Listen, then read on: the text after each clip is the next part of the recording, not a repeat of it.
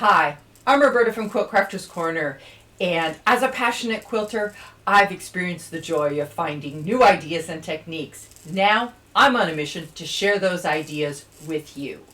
So let's get started on today's video. Today's video is going to be about framing your work. How do we do it, and when do we need to do it, and sometimes why do we need to do it? So as you can see, this one behind me started out as a panel, and I started with framing up the different parts of this. Now, in order to make this bigger, I'm going to need to do a little bit more down here, down below. So let's go over to the cutting table and let's take a look at what I'm playing with and idea-wise in order to make this a bigger quilt. Now, if you like this, please subscribe. It's free and it does help me. Just popping in to let you know that this quilt took a different direction after I finished this video. Stick around to the end and see where it went. If you want a copy of my quilt composition checklist, the link is in the description below. So let's go over to the cutting table and let's see what we can do there. Okay, here we are at the cutting table. Now, underneath that quilt, the plan is to make something look like an ocean scene. So I've been playing with my strips of fabric. Now, as you saw the other day, I was cleaning out my scrap piles and things like that. So I'm going to start with this light blue. Now, these are not all going to be real thick strips. This is going to be something maybe an inch and a half. They're not going to be real wide, and it's going to kind of make it look like an ocean scene. So in order to pull out some of those sand colors and the oranges and yellows that you saw in there, I'm going to be using some of these colors like this. And these are all just going to be kind of put in there a little bit randomly, but also kind of organized. An organized random, if that makes any sense at all. So here's another big piece. And this, like I said, this will be smaller, so I'll lay something over that. Now I have these light yellows and just something like that. And this could probably go over just a little bit farther. Now I also want, like I said, when I was sorting the other day, going through all my scraps and things from backs, I came across something like this. Now this could be really pretty in there and just kind of gives it more of a little bit more texture of an ocean. There's also this that can go in there too. Instead of that one. Let's put that in there and see what that looks like. That might be a little,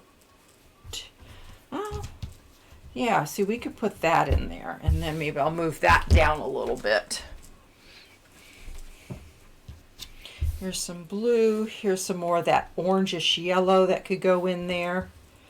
And these are all just, scraps that I have that I'm going to use up and just kind of build this different, let's kind of make it a little bit, just kind of build this up in order for it to look like an ocean scene. And I've got some peaches in there too to pull out some of those oranges and yellows from up above.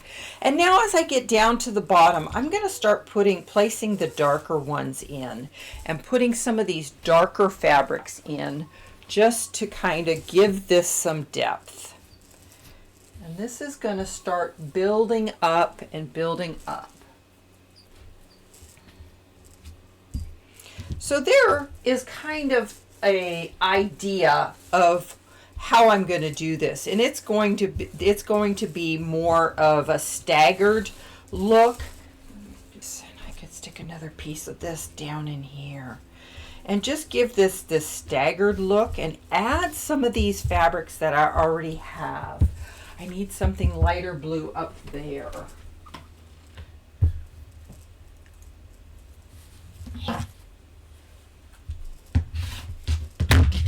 Just kind of add something with a little bit more texture in it to give you an idea of what this kind of can look like and how these can kind of stagger and you get that really nice look of water, but yet it still looks a little bit different, you know?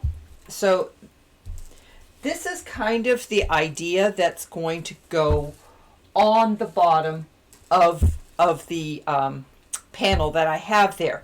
Now, in order for this to look right, I'm going to need to also frame this up with a solid fabric like I've done over there with the rest of the panel, because it will only add to it. If I just put this on the bottom, it's going to look funny. It's gonna look out of place. It won't look like it's part of the panel itself. So once I get this sewn up and built, then what I'll do is I might add some more yellow up here for like a sun. So I could add a brighter yellow up here at the top to kind of give you that idea of a sunset type of thing. And then there's also the option of maybe putting, you know, just a small white triangle for like a boat somewhere in here, and maybe some seagulls that are up here. And that can just be done with either simple embroidery or, you know, machine stitching with some of those really fancy stitches that we have that we never use on our machine. So this is just kind of an idea, but I wanted to add some of this fabric that I came across to add texture, to add depth to this. And that's all that these extra strips are going to do. Now, because this is so many different colors and there's, you know, some are clearer, some are darker, this is going to just add more depth to my quilt top.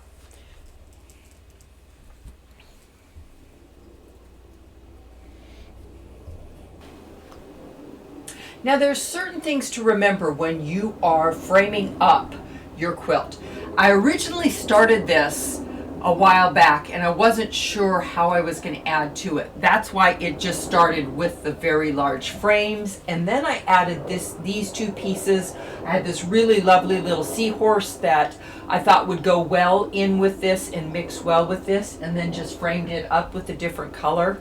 Now I just need to make it longer and add that strips of fabric down here. But like I said, I need to frame it up, because if I just stuck it on the bottom of this, it wouldn't look right.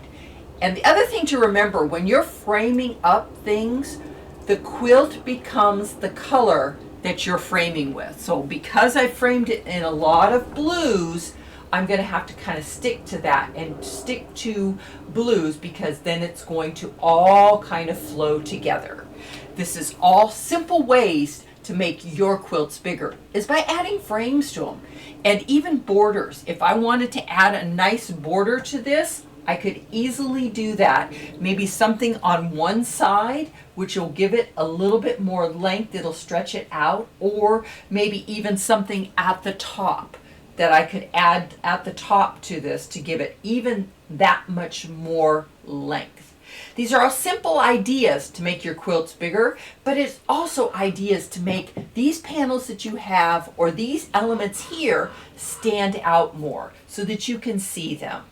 These are all talking about that composition that we've been talking about.